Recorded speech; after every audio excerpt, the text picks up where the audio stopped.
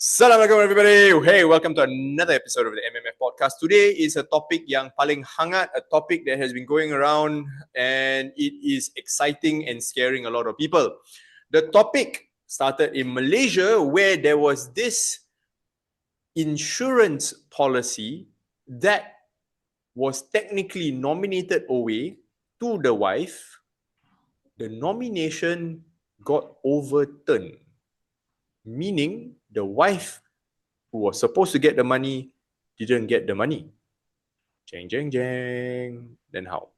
Okay, so come, let's talk about a background of the case a little bit. There was this guy, this gentleman had bought a Takaful insurance plan in Malaysia. And as any responsible father and husband, he would then create a nomination. But in Malaysia, they call it a hibah. Okay, a hibah document for that specific takaful plan. So in dalam Malaysia, dia kata hibah takaful. That hibah instructed the policy to be paid to his wife and children if he dies. And of course, inna lillah, unfortunately, he passed away very suddenly. So the money paid out to the wife and the children, and we all know why we need to do this, yes? Because for our children and our wives, yes? Yes. Yes. Fast forward a couple of years, the deceased arwah, the arwah's mother and brother sued the late husband, the late son punya widow for the money, brought it up to High Court, and the High Court ruled that the hibah was to be overturned, that the widow now got to pay back the money and ikut Faraid. That is their argument, that the policy is harta pusaka, therefore should not have been hibat, therefore the money should be distributed to Faraid. And the High Court overturned. Now, the story gets better. But between the us four, what do you see that's wrong with this? It's wrong. I mean, it's in Malaysia, initially they thought that hibah is a gift. Nomination is the hibah. So it bypassed Faraid. Yeah. Okay, one, thank you for that. It's supposed to bypass Faraid. Asri, Zul? I feel like it's gonna be opening a whole can of worms for the whole industry down there. And it is. Yeah. It's creating an antecedent for her future claims for the rest of any other hibah in Takaful. So two things I can see, right? Number one, yes, absolutely you're right. It sets a precedent, which means in the future, aku buat hibah, is it going to get contested? Is it going to get overturned? Then why bother? Right? Number one. Number two, why do we bother to do a nomination and a hibah? What's the desired outcome? What is our reason for doing a hibah or a nomination? To ensure our loved ones are taken care of when we are gone. Yeah. It's for protection. Yeah. Correct. Because the money is supposed to go to the wife. What? I die, my money go to my wife so that my wife can continue living, continue taking care of the children, no need to worry about money for a while. Right? So then why is the mother and the brother contesting this? Now do it, bro. They strongly believe in Faraid. Aku percaya dengan Faraid. Aku nak juga. Tuhan aku dalam Quran dah kata. Pay out 1 million, bro. 1 million, bro. It's not just the insurance. Let's talk about Faraid for a bit. So we know that if, say for example, a gentleman passes away, his wife will get 1/8 because there's children. Okay, the mother, because the mother surviving, get 1/6. In this particular case, let's assume the father don't have and he doesn't have a son, which means the closest male heir will be the brother. Brother get a small share, but because he got children, I don't know whether 1 or 2, minimum also, he's got 3 daughters. Okay, 3 daughters, I just got information. The 3 daughters, minimum of the estate is 2/3. So you count, of that 1 million, 2/3 goes to the 3 daughters, 1/8 go to the wife, 1/6 go to the mother, the balance go to the brother. Is it that much that goes to the mother and the brother? considering that 666,000 would have gone to the daughters, vast majority of it, and then 1/8 is 160,000 will go to the wife, and the balance, 1/8 is 120,000, and then the balance 1/6, which is 160,000, goes to the mother, then the whatever is left goes to the brother. Banyak duit tak? Less than 10 years dah habis eh. Tak banyak pun. Tak banyak lah. And then still want to gaduh, still want to rampas harta. Bro, your bro and your son passed away, couple of years later kau minta duit?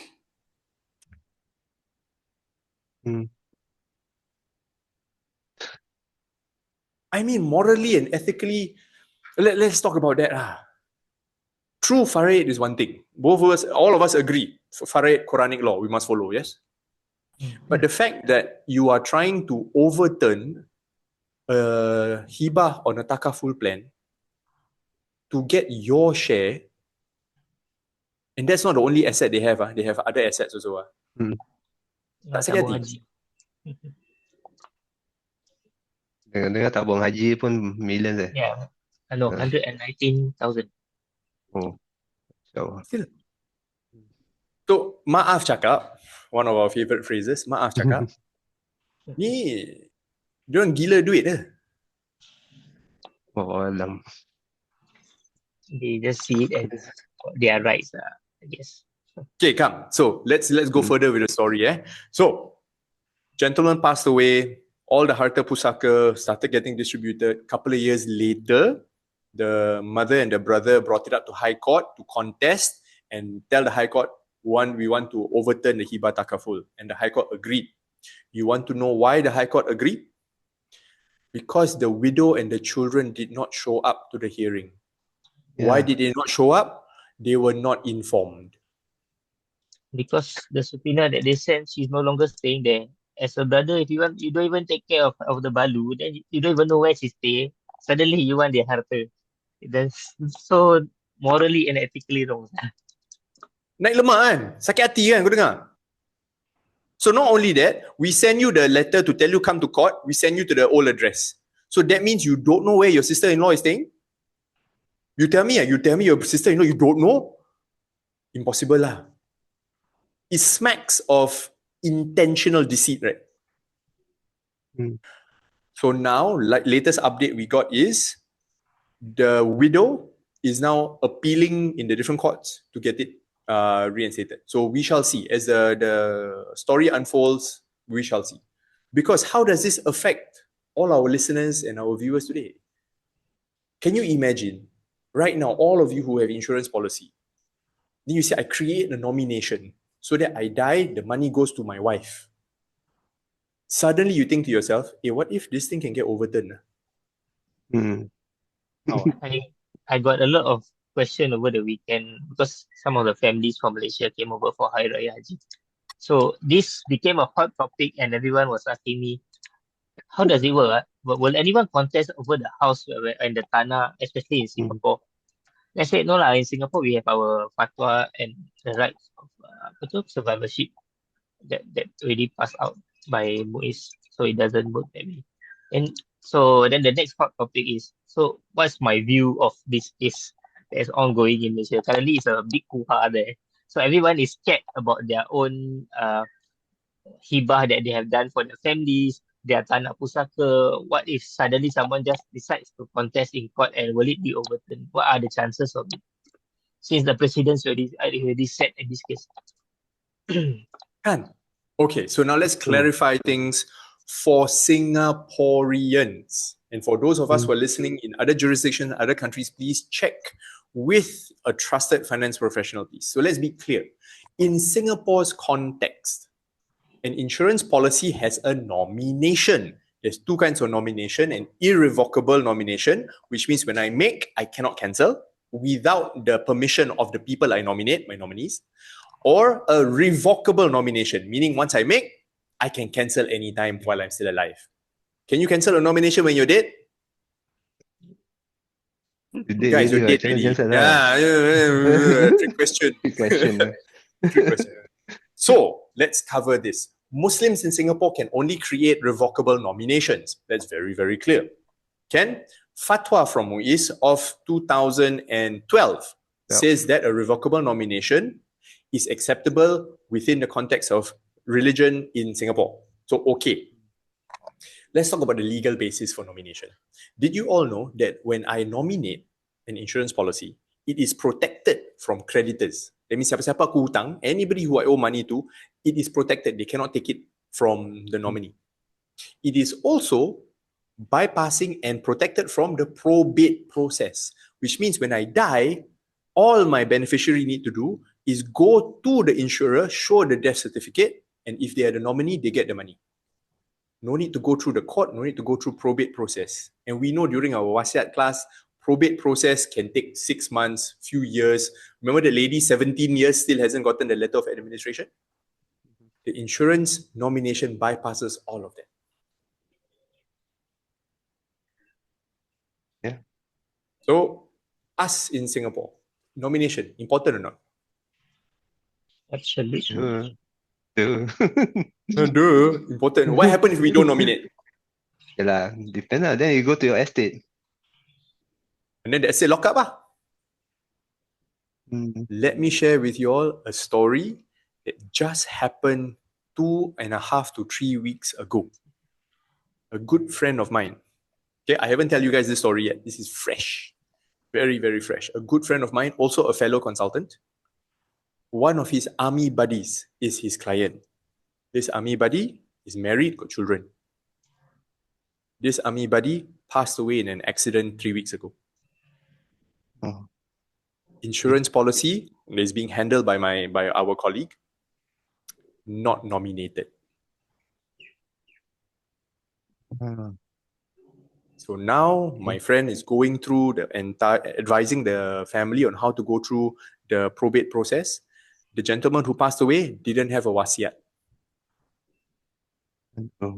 Never do nomination, never do wasiat. Can you imagine how our friend, financial advisor, Islamic financial advisor, some more, must be feeling right now? He told me I should have gotten him to do nomination. I should have gotten him to do wasiat. Aku marah dia. It's not the first time we're talking about this, bro. You've been doing this for at least 5 years. What do you mean you should have? I'm surprised you didn't do it. You'll realize whenever we talk to our clients, important, right? Wasiat, nomination. Important, right? Yeah, definitely. So now they're going through the process. The insurance payout, they only pay out only the first couple of 100,000. The balance of it will go into the deceased estate and it is frozen.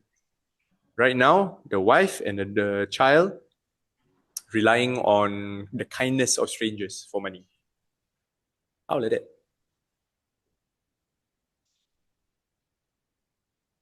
Yes, let the silence sink in. For those of you who are listening, if you are also quiet, our guys are also quiet, everybody quiet. Feel it. Right? Now you all understand why we do what we do. Yes? Yeah. Oh, Masya Allah. The only Allah knows lah what they're gonna go through for that. Okay. This is why whenever we deliver our wasiats to our clients, we do it ASAP. Remember the case just last month? One of a client came up to us, hey, I want to do Afiq, help me do a wasiat for my for my mother, right? Mother. He wanted to do a wasiat for the mother. He signed the agreement in the morning. He sent us all the information. We created the drafts. 8 hours later, the mother passed away. Yeah. We refunded everything, right? So how? Stress, huh? Maybe. And so right now, yes, the topic for today we wanted to talk about was the Hibah Takaful that got overturned. And yes, most of our audience is in Singapore. So I want to assure all our Singaporean listeners, your insurance nominations will not be overturned. Okay, I can say that beyond shadow of a doubt. I am very certain of it. But the important thing is you must go and do your nomination. Minimum do nomination. After that, do your wasiat. Or do both at the same time. We can help. there are still people come to me previously saying that they make a hibah in Singapore or this thing. Then they start asking whether it will it still be used or not. That kind. Then I say lah, depending on your asset semua, macam such as your property. So all these fatwa semua dah keluar, nomination punya fatwa pun dah keluar. So if you mention that hibah to specific to those asset, so actually overrule lah, I mean tak pakai lah. So even one of them come to me lah, then I wasted my money lah. Last time I make hibah and nursery lah. Like, dalam I think Back then you needed. Back then was a different time. If you say 20 years ago you do a hibah, fine. During that time, 20 years ago, you needed the hibah, you needed to do it.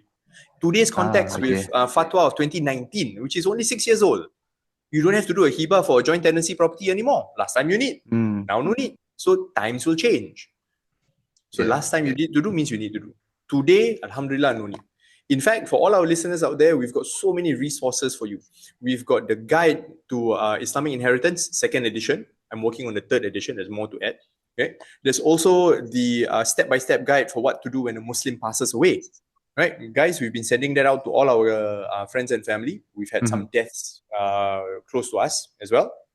Right, we've even got our Wasiat and Faraid class available both live, Zoom, and as a video course. So if you need more information, you need more help, go to our website. You can find all of these resources online. Some are free, some are paid. Let's be frank. Okay, Daddy has bills to pay. Okay, and so on the last note, before we wrap up this particular episode about the Hibah Takaful being overturned, let's have some last words from all of us. Let's start with, in alphabetical order, Asri. Oh, okay. So Asri to start.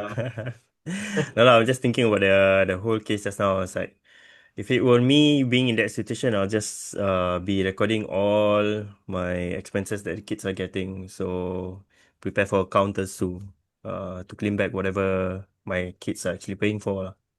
So I have to pay for my kids. I mean, if you want your heart for aid, you need to be ready for your responsibilities to take care of the kids. That's my advice to the girl, to the widow. So yeah, that's what my take from this is. So, and over to you, Rizwan. Thank you. What I want to say is that there's a lot of uncertainty, and sometimes this is where we are here to help you. And the law of the land, remember, is different from Malaysia. In Singapore, also different. So sometimes the news or the law here from other country, our neighboring country, might not be applicable to Singapore. So that's why we encourage people to talk to a professional here in Singapore, to us, when it comes to this matter, to have that reassurance. So let us be there for you, to help you clear all this doubt, and inshallah to help you lah, for you to reach your desired outcome.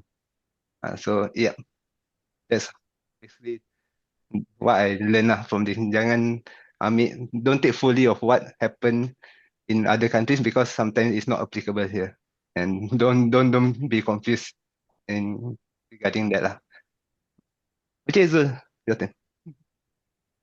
Right. I think there is still a gap of misinformation about Faraid and Wasiat, especially in our community itself. What I came to realize over the past couple of weeks is that, especially the elderly generation, is that they have a misconception of a Wasiat. So long as I write what I want, how I want to distribute it, I have it signed, it's a Wasiat. Whereas it's just a letter of wishes. It's just Surat Hazard. So the criteria is not there, which is not met. I've seen some of them, and apparently they are convinced that that is a Wasiat, and I advise it definitely will get overturned when you go to court with it lah. By then it's too late. So if you are not sure whether your Wasiat is valid, whether you are doing it right, do reach out to any one of us. Or if you are unsure how it works, do attend our classes that we have physically online, or even on our video courses. Right. Alhamdulillah. That's absolutely it, right? I mean, the number of times people come to us with some weird document to show, ni aku dah buat wasiat. I give 100% to my wife. I told him, Tuan, first off, this one will totally be overturned. And number two, there's no witnesses, there's no executor, there's no guardian. Ni bukan wasiat. Ni surat je. Alright, so kelakar, right? So at the end of the day, folks, estate planning, whether it's Islamic or whether it's conventional, estate planning is something that we all have to do. Right? And for all our Muslim listeners today, we have been helping our clients with this for more than 15 years, alhamdulillah. And we've seen many, many cases. Some of the cases will make your bulu roma berdiri. You know, some of the cases that we've seen, tak boleh tidur. Some of our cases we've seen orang menangis. And ultimately, at the end of the day, we will just help you plan, advise you on what's the best course of action. Because there's a lot of questions. And so we've provided many, many resources. And of course, at any point in time you need help, just drop us a message. Our business hotline is 89528511. We're available on WhatsApp. Just give us a text. Inshallah, we'll help you with any of your questions. My name is Afiq, Chief Finance Ninja at Modern Muslim Finance. These are my brothers from other mothers. Hopefully, we'll grow the team some more, help more people. And our mission ultimately is to help the Muslim community with Islamic financial education. And I always tell you guys this, what's our vision? Tiga-tiga terdiam. Rumah yang kaya. Absolutely. A wealthy Muslim community. Ummah yang kaya. And insyaAllah kita semua kaya sama-sama. Kita grow old together. Assalamualaikum warahmatullahi wabarakatuh. And we will see you at the next one, insyaAllah. Salam. Salam.